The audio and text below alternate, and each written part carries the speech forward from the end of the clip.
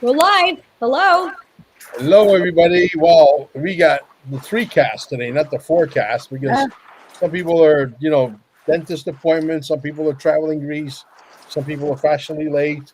It is what it is. That's the life of show business when you do it like a ragtag army. But look, the shooting with Charlie Kirk was, man, a shot across the bow to let us know the right wing people like ourselves that these people are willing to use bullets to silence us. So, the movie Dear Mr. President was exactly about that free speech and how we're being stifled. Now, it seems that the left is also willing to use bullets, and there's a lot of people celebrating, which they should be ashamed of themselves. Okay, it's ridiculous. But this is what we get for sending our kids to these liberal schools and colleges, etc. All right, when they come out the other side, the sausage happens to be communistic sausage, and that's what it is. I mean, what do you think about this whole thing with the shooting, Carol? Well, yeah, it is sending out a very clear message, trying to silence us all again. And also, it's been a while. There has been a lot of talk about parents when they send their kids to these schools, they don't come back the same. And, do we take it really serious? But people are taking it really serious now. And especially, I think the young Christians are going to rise. And, that's who should know about censorship, and that's why I think it's so important to get it to them in a much bigger way. Have your children watch Dear Mr. President, because it is all about censorship and what's happening. So, yeah, and of course, It would be. just started pouring rain. I know. I was just saying, is that static or rain? We could hear it. I think also that's a really important market. If you put on a marketing hat for a minute, to get the word out, are the campuses and the schools, because I can't tell you how many friends. Listen, high school's bad enough. I have to tell you some of the nonsense that was parroted back to me when my kids were in high school. But now that they're in college, I haven't experienced it. I actually got a lot more pushback in high school with the nonsense, but my friends that have kids in college, just personal experiences, man, those kids came back one semester, and they were not the same. Yeah. Totally. I got a 6 minute video. I know it's a little lengthy, but I think it's the right video. We'll see. We'll see if it is. I believe it is. I'm 95% sure it is, and I want to share with the audience because this is potentially the most profound jargon that's ever come out of Charlie Kirk's mouth. Believe me. Let me go ahead and share my screen. Can you guys see my screen? Yep. Yes. Okay. Here we go.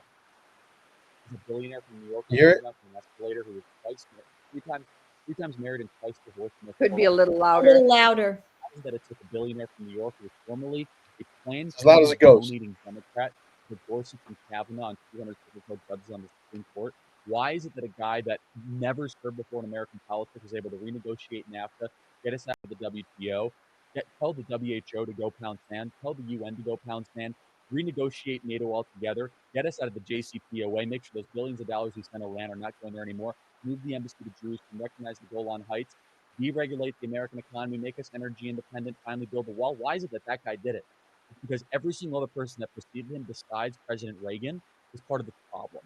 They were part of the very same community of people that were Ivy League educated, said one thing and did another, were part of the ruling class that protected the agency, protected the Bureau, protected the DOJ, and as long as you said the right things and kept the deficit going, raised the taxes, deteriorated the industrial base, boosted Wall Street profits, kept the borders wide open so that we could have foreign nationals domiciling in this our country against our values, and we get benefits for kids who vote against our own values, then things will be just fine.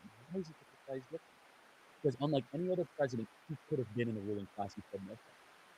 He had enough money to be in the ruling class. He's got more money than James Comey, Andrew McCabe, Peter Strzok, Smirk, his mother, Lisa Page, and the person who probably published his book combined and multiplied times 100. He's the only president in modern history to have his own plane and actually go to probably a smaller plane when he becomes president of the United States. He's one of the only presidents that was best-selling author, #1 TV show on The Apprentice, NBC, literally was in every single rap song, was glamorized. President Barack Obama said the American dream is to be what? Is to be Donald Trump. That's what he said the American dream was. Why is it that this guy's all of a sudden the populist hero? He's supposed to be part of the ruling class. It's because he's a defector from it. It's because he was in the dinners, he was in the cocktail parties, he heard the language, he heard the contempt that the ruling class, the Wall Street financiers, the Washington, D.C. lobbyists, and the Silicon Valley elites that he had to be around. He knew the contempt that they had for the plumber, electrician, the carpenter, the bricklayer, the person building the very same building that he was financing.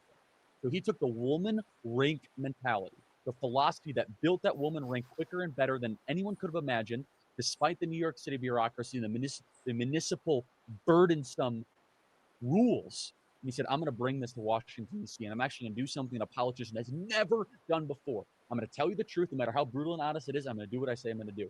From the time he went down the escalator, he was the only person running for office that talked about China immigration, the two issues that are most affecting our country now. How was this possible? Because he listened to the very people the ruling class hated. You'd walk a job site and you'd ask him, what's on your mind? He says, man, I'm really worried that we're getting taken over by China. I'm really worried that we're getting too many people in this country. I'm worried I can't pay for healthcare. You internalize. That's what a populist is. It's someone who listens to the people. What makes President Trump different?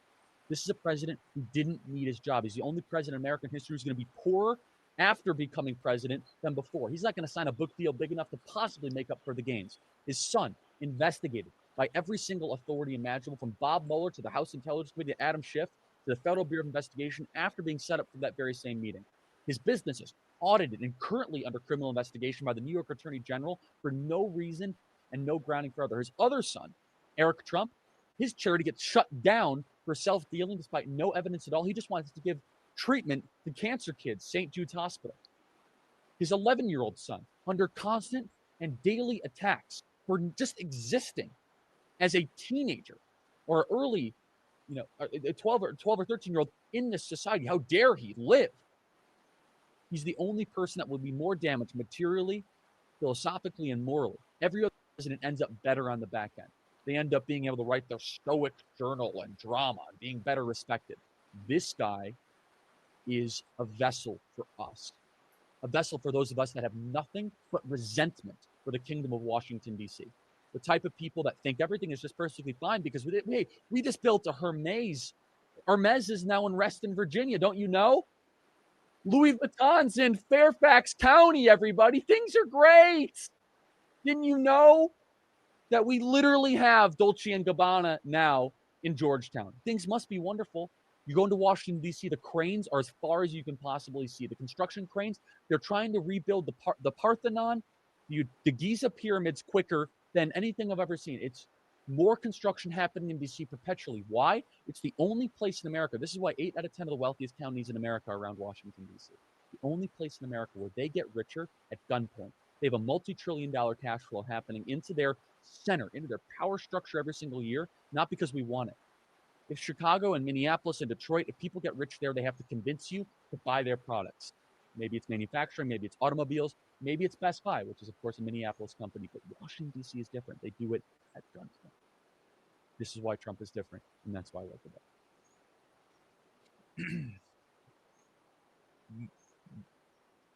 it. Market. Ladies and gentlemen, you will not hear a better argument for the President of the United States than that 2.5 minutes right there. Cut it, mark it, drop it in. Are you a leftist? Are you communist? Are you Marxist? Are you super right wing? Doesn't matter. You can't disagree with that. That is the best argument you will ever hear, condensed, distilled like a proof alcohol into why Charlie Kirk believes in this president. And so if you're looking, look no further. I don't think anybody has ever crystallized Donald Trump better than that. I mean, is there even an argument? I mean, he said everything. And, I just want to digress because growing up in Queens, okay, before Donald Trump was the Donald Trump that the world knows, before he had The Apprentice, he was a local guy from Queens who was part of a family that built things, a construction company.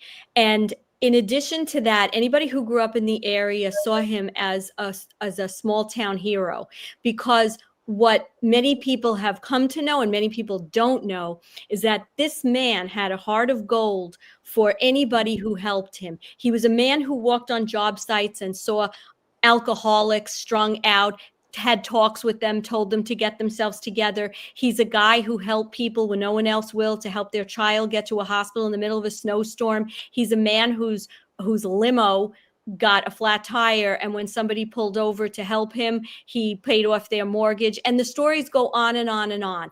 And on a personal level, when I was in college and I idolized him as someone who was from Queens, I literally had a picture of him in my wallet. It was a miniature version of him on Time magazine, because at that time I was in business and I just looked up to him as a role model, as for anybody who wanted to be an entrepreneur. So that's kind of like what was there before the presidency. So here's this guy who just makes all this money, who doesn't only just make money, but he's helping people and he's got a heart. Even his daughter Ivanka had said once that he would go through the newspapers and he would look for stories where there was an opportunity to help someone or do something good.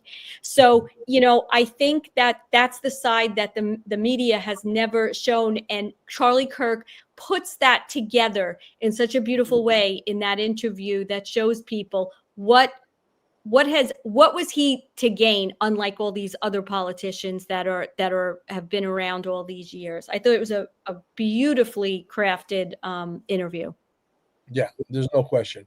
You know, listen, you can either choose this, you know, tariffs, which under William McKinley, the United States of America had so much cash surplus, they didn't know what to do with all the cash.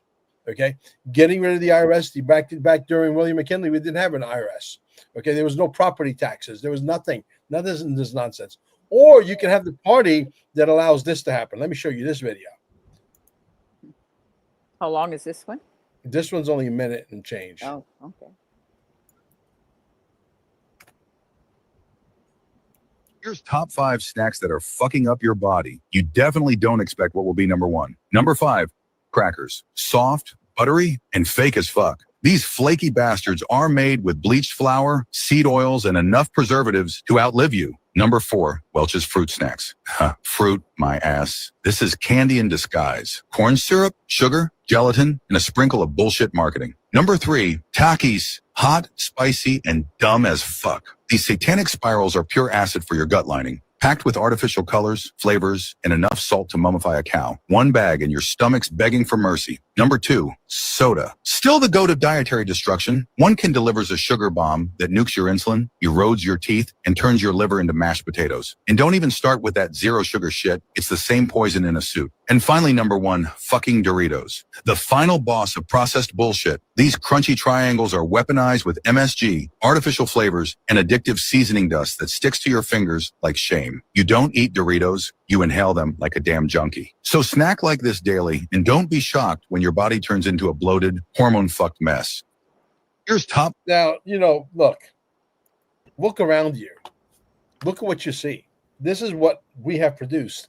This is what the Democrats have allowed our shelves to be filled up with, all this junk food that will absolutely kill you. See, we're here predominantly to preach about XRP and all that kind of stuff, but the reality is, let me tell you, I want to live long enough to be able to enjoy the fruits of my life. I try to make sure I put good stuff in.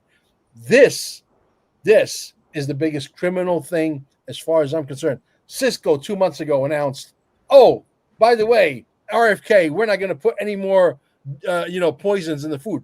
You've been poisoning us for 72 years, and now you're going to stop, and you think you're going to get away with it? Right.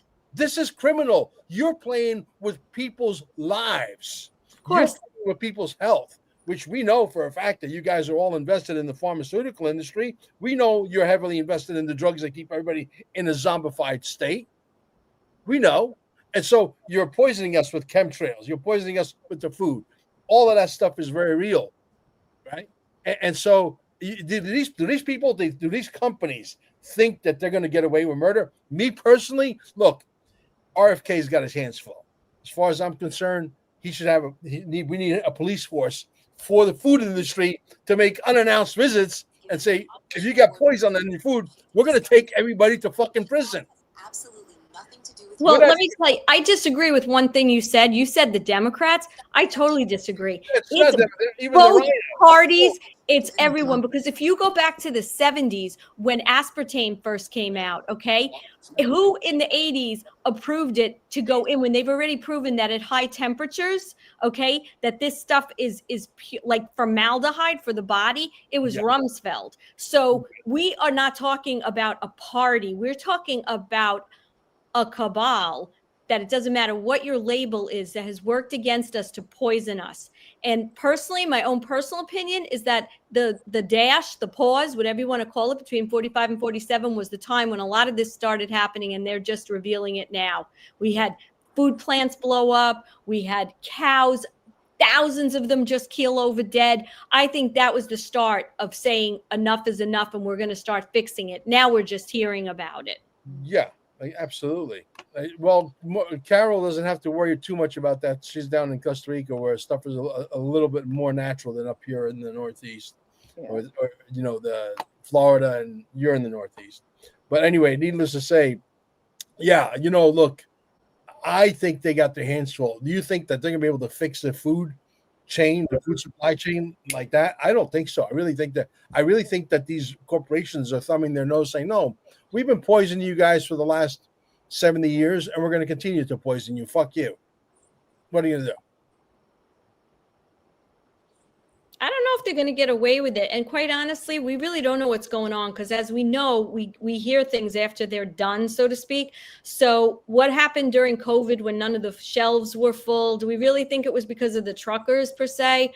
I think it had to do a lot with using that as the cover to start cleaning this shit off it wasn't just food either. I mean, you're talking about sanitary napkins, you're talking about anything that touched the body, all these things later come out, how they are poisoning the body. So why was there a shortage at that time? Were they clearing this shit out and telling people you better stop, or arresting them, or who the hell knows? But I agree with you. It's going to take a little time.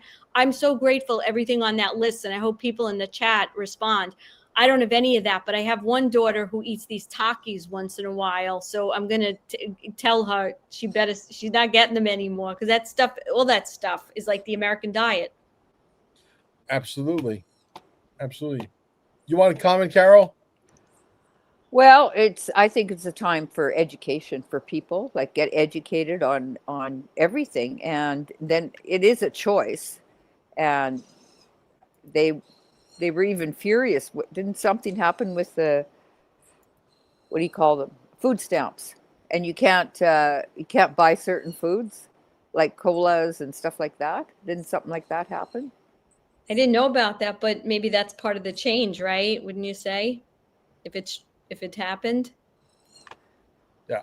While we're on the subject of food, I don't know if you guys remember this guy, but he's a comedian that unfortunately passed away back in the day. They don't make comedians like they used to back in the days of George Carlin, do they? No, I think Jim Brewer comes pretty close. He tells it like it is. Yeah, different, but he's pretty good too. How about this guy? You remember this guy? Remember this guy? Yeah, he was funny. Yeah, let's watch this guy. This guy's a pisser. If you want to stop world hunger, stop sending them food. Don't send these people another bite, folks. You want to send them something? You want to help? Send them U-Hauls. Send them U-Hauls, some luggage. Send them a guy out there that goes, "Hey, we've been driving out here every day with your food for like the last, 30, 40 years. And we were driving out here a day across the desert, and it occurred to us there wouldn't be world hunger if you people would live where the food is! You live in a fucking desert! Nothing grows out here! Nothing's gonna grow out here! You see this? Huh? This is sand. Yeah. It's sand. You know it's going to be 100 years from now, huh? It's going to be sand! You live in a fucking desert! Get your kids, get your shit. We'll make one trip. We'll take you to where the food is. We have deserts in America. We just don't live in them, asshole! This guy was a classic. This guy was really a classic. Yeah, the start of 15-minute cities. Yeah. Where they're hauling the food in. Yeah. Yeah, he was funny. But George Carlin had the number of everything. Like he knew with everything he would say. I mean, he did it in a funny way. He said it in a funny way, but it was not really funny. Mhm. It was a commentary on everything. Right. What do you guys think of us potentially invading Venezuela and taking Maduro out? You're listening to what's getting ready to happen there? No, You don't think it's going to happen? no, I haven't been watching. I mean, Oh, it's okay. yeah, Well, I think, too they much don't to really, watch all at once. I don't think they have much of a choice because when you really come down to brass tacks, you can't bring in a new financial system, a heaven on earth scenario. Let's say we do clean up the food. Let's say we do arrest all the bad actors. Let's say we do arrest the people who want to continuously, poison us, etc. You think we're going to be allowed to have a new financial system and, heaven on earth living right next door to hell? I don't think so. No, I agree. You know, I agree. They're gonna, and I mean, some of this we don't know. Like, I think when these things happen in other countries, we these guys get out. I think it's sort of like waking more and more people up to realize, like, have you been noticing how many bad people there are? We need to get rid of them, and that's what we're doing. And it makes it, I guess, easier or maybe more palatable because that's the overhaul that's going to happen in our country. Exactly correct. Yeah, people asking where Mike Barra is. Last week it was the teeth. This week is travel. I don't know what's next week's. I'm gonna make a list of excuses, right? And when you call in your excuses, just don't tell me the excuse. You say excuse number 26. Just pick a number. All right, whatever. It's okay. I mean, look, we got alternates on that. We need to have a few more alternates so that the show goes on. But yeah. He'll be back. I'm sure he'll be back. Oh, by the way, you know who's watching our documentary right now as we speak? Who? Sherry Jackson. The one that blew the whistle on the IRS. Really? Wow. Yeah. That's wonderful. I want to just go back to the documentary because last week we had the launch. We went on a little later last week, right? We weren't on our normal time frame, but I think over the course of the last week, there's just been a lot happening. Like, we just want to say that the screening was one day, but we're doing lots of things now. We're going to be having some media blitzes. We've got more and more venues that are jumping on board now that want to show this to their groups, to their followings. And we're still putting out that message. If you have a church, a group, any kind of venue, if it's in your home, the documentary is now available. If you go on dearmrpresident.net, it says watch the movie. You can pull people together and show it. We're not charging for this. Of course, there's an opportunity to donate if your spirit has guided you in that way, but it's free. And anywhere that you think you have a group of people together, have a watch party. Yeah, absolutely. I think that Carol is right again. I think the movie is going to catch a lot of speed. My good friend that mined 92,000 Bitcoins, Joey Weeks, one of my best interviews ever. And I thought that I was going to break the algorithms on YouTube. They sent me a message immediately. I went from getting 4,000 or 5,000 views on an average video, and they held the video under 900 views for like 3.5 weeks just to send me a message saying, no, you're not going to break the algorithms. We're going to break you. Okay. And he said, your timing could not be any more perfect for the movie. He says and he watched it already. So he was very, very impressed. I got to play this video again. We played it about 2 weeks ago. I'm going to play it again. This is about beer. So for all you beer lovers out there, pay close attention. This one's a good one.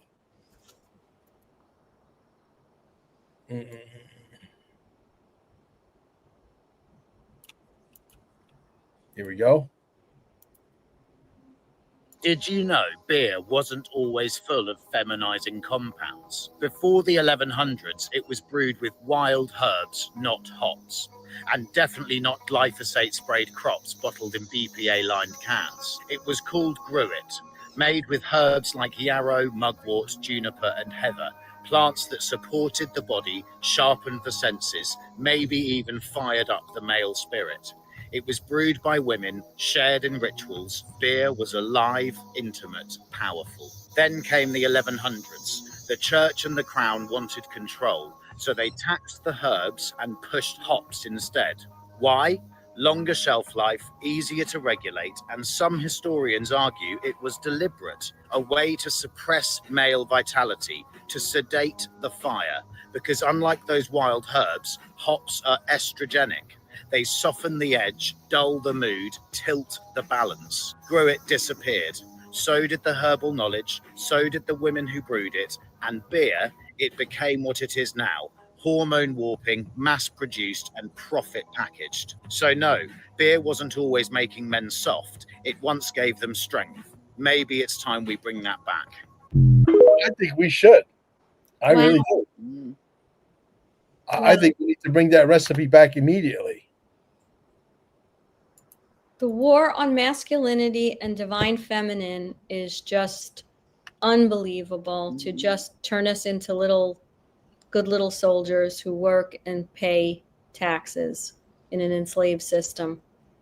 Well, as soon as you go more left brain, the analytical side, it's black and white, it's robotic, and they have taken away development of the right brain function, which is music, art, creativity.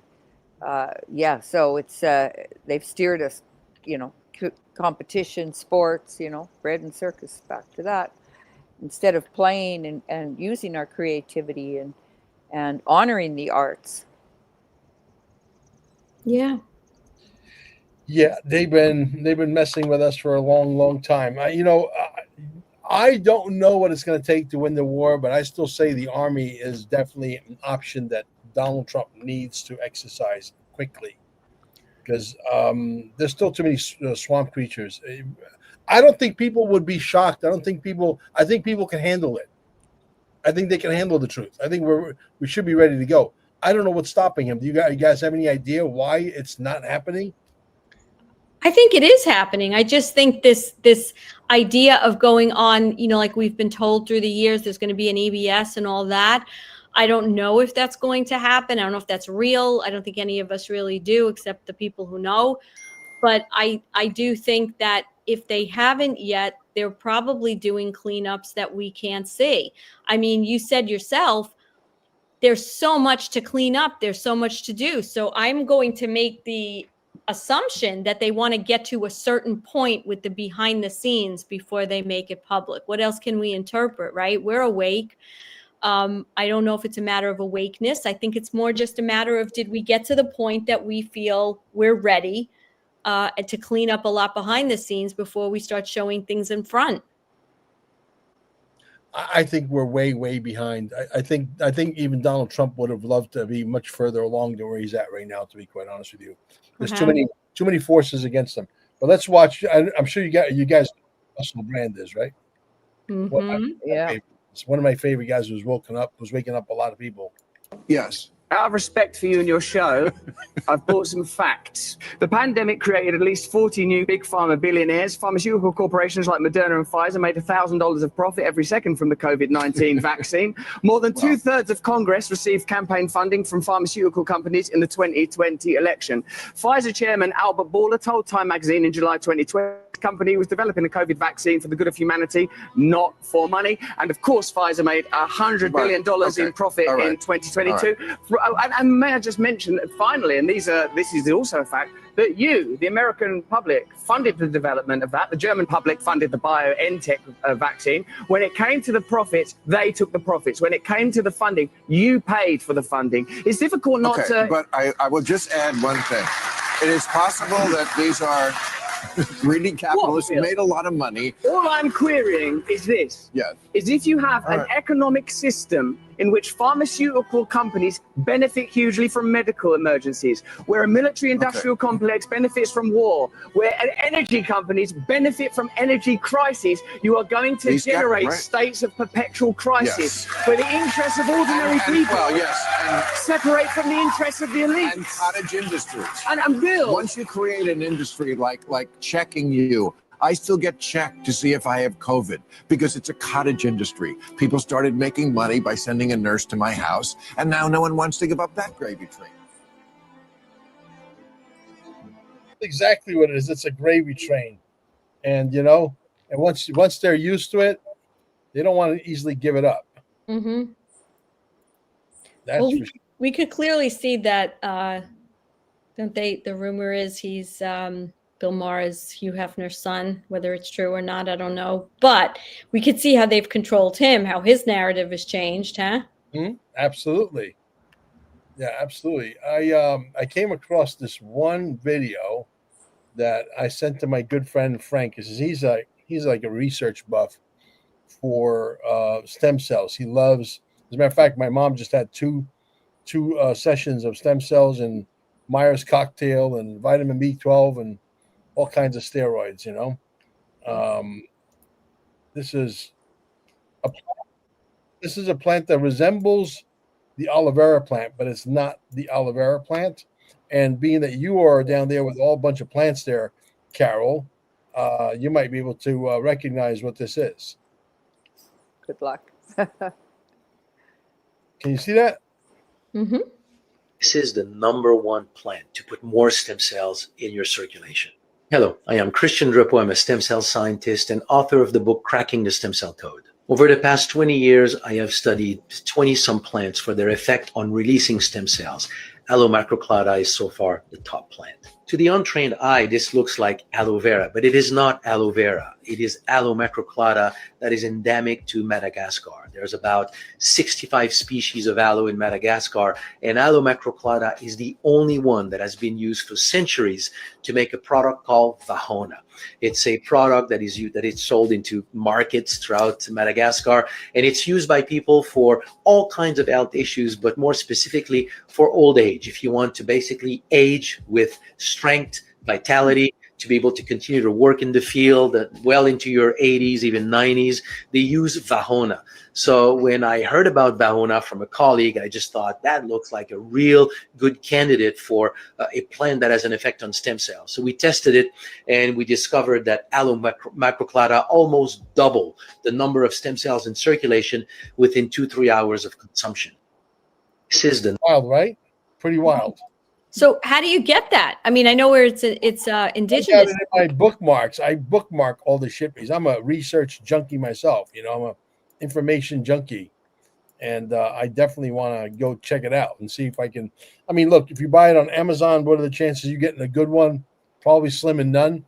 But you might have to, get with a nutritionist, and they'll probably be able to steer you in the right direction, like a guy like Frank Mancini. Yeah. Frank knows his stuff. Absolutely. How did you spell it? It's going to be plain here. I don't remember the name of the. They don't have that. Actually, don't put it in the actual description. Believe it or not, it just says that it increases the number of stem cells. Yeah, but I got it bookmarked. At some point, I'm going to go see if I could find where I can get that. So now they're going to be doing a ceremony, I understand, for Charlie Kirk on Sunday in Glendale? Yeah, no, it's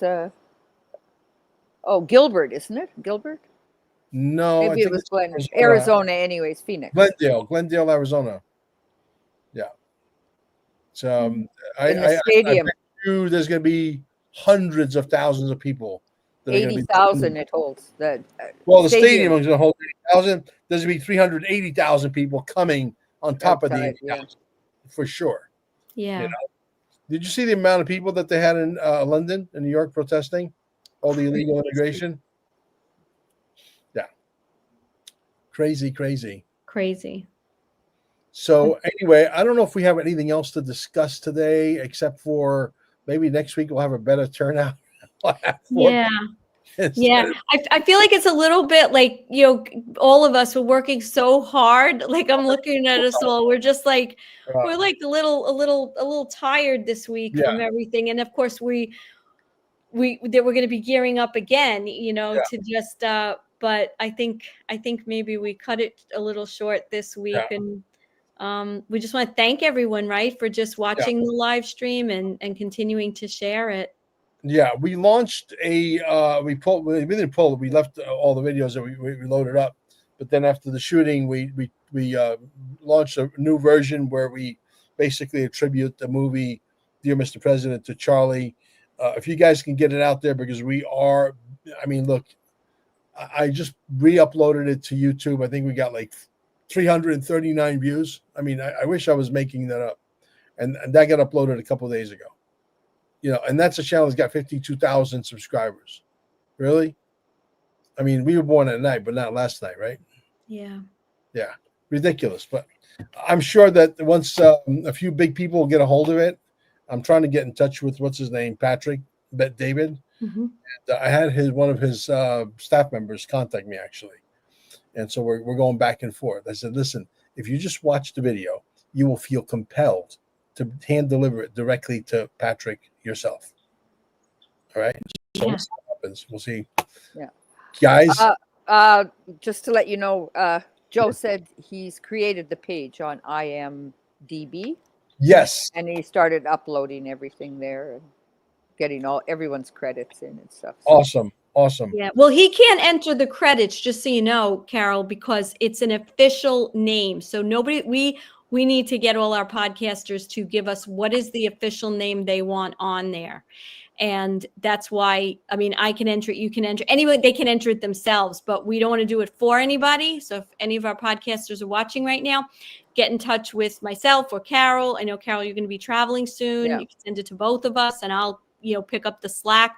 We want to get everyone's credit on there, but we're not going to do it for you because we want to make sure your name is exactly the way you want it. Yeah, absolutely. Well, guys, we'll see you next time. Okay. Yes. Thank you. Bye. Thank you. Bye-bye.